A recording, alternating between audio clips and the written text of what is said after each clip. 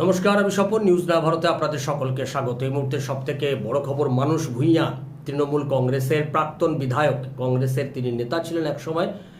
সেই মানস ভূঁইয়া সবংয়ের যিনি প্রাক্তন বিধায়ক, তিনি এবারে নির্বাচনে জিততে পারেননি এবং তিনি অন্য আরও অনেকের মতো তিনিও দল ত্যাগ করলেন। দল ত্যাগ করার আগে তিনি তৃণমূল কংগ্রেসের প্রাথমিক সদস্য পদ থেকে তিনি নিজের নাম প্রত্যাহার করে নিয়েছিলেন এবং তৃণমূল কংগ্রেস নেত্রীকে তিনি জানিয়ে দেন তৃণমূল কংগ্রেস যে আদর্শ নিয়ে তিনি দলে যোগদান করেছিলেন, তৃণমূল কংগ্রেস আর সেই আদর্শের মধ্যে নেই। ফলে তিনি তৃণমূল কংগ্রেস ত্যাগ করছেন। তবে তিনি রাজনীতি ছাড়বেন না, কথা তিনি বলে দিয়েছেন। রাজনীতিতে তিনি সক্রিয় থাকবেন। এটা আমরা জানি যে কংগ্রেসের মধ্যে ব্যাপক যখন গোলমাল চলছে, যখন কোণঠাসা হয়ে গেছিলেন এই সবংয়ের বিধায়ক মানস ভূঁইয়া, তারপরে তিনি একটি খুনের মামলাকে কেন্দ্র করে তাকে তৃণমূল কংগ্রেস প্রেশার তৈরি করে তার উপর নিজেকে বাঁচার জন্য। সেই সময় তিনি তৃণমূল কংগ্রেসে যোগদান করেন এবং পাশাপাশি মমতা ব্যানার্জি তাকে পাবলিক অ্যাকাউন্টস কমিটির চেয়ারম্যান করেও তাকে একটা বার্তা দিতে থাকেন যে আপনাকে আমাদের দলে নিয়ে নেওয়া হবে।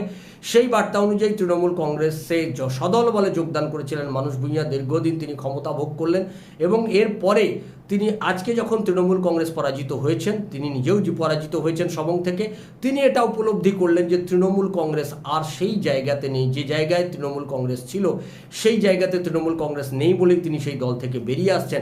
তিনি এবার নতুনভাবে রাজনীতি শুরু করতে চান এবং সম্ভবত তিনি কংগ্রেস রাজনীতিতে আবার তার প্রত্যাবর্তন ঘটছে। আরও অনেক রাজনৈতিক দলের তৃণমূল কংগ্রেসের অনেক নেতাই যেমন কংগ্রেসমুখী হতে চাইছে, তারা যেমন কংগ্রেসে যোগদান করবেন এরকম একটা প্রস্তুতি নিচ্ছেন। তৃণমূল কংগ্রেসের একটা বিরাট অংশের নেতৃত্ব তারা। পাশাপাশি একটা টার্গেট চলছে, মানস ভূঁইয়াও কংগ্রেসে যোগদান করবেন বলে আমরা শোনা যাচ্ছে। ফলে রাজ্যে কংগ্রেসের গুরুত্ব পশ্চিমবাংলা রাজনীতিতে হয়তো আবার বাড়বে। তৃণমূল কংগ্রেস যেভাবে মানুষের কাছ থেকে প্রত্যাখ্যাত হয়েছে এবং তৃণমূল কংগ্রেসের মধ্যে যেভাবে নিজেদের মধ্যে যে দ্বন্দ্ব তৈরি হয়েছে, মমতা ব্যানার্জির আর সেই নিয়ন্ত্রণই নেই দলের ওপরে।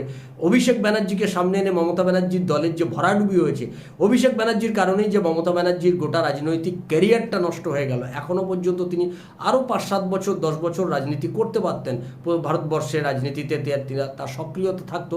কিন্তু অভিষেক ব্যানার্জির ঔদ্ধত্যের কারণে, অভিষেক ব্যানার্জির যে আচরণ, সেই আচরণের বিন্দুমাত্র পরিবর্তন হয়নি বলেই তারা বিভিন্ন তৃণমূল কংগ্রেসের আভ্যন্তরীণ মহল বলছেন এবং সেখান থেকেই তারা এটা অনুভব করছেন যে অভিষেক ব্যানার্জির সঙ্গে রাজনীতি করার এখনই সেখান থেকে বেরিয়ে আসার সুবর্ণ সুযোগ। নতুন পথ, নতুন রাস্তা তারা কংগ্রেসকে বেছে নিচ্ছেন। একটা বিরাট অংশের মানুষ নেতৃত্ব তারা কংগ্রেসে যোগদান করতে চান।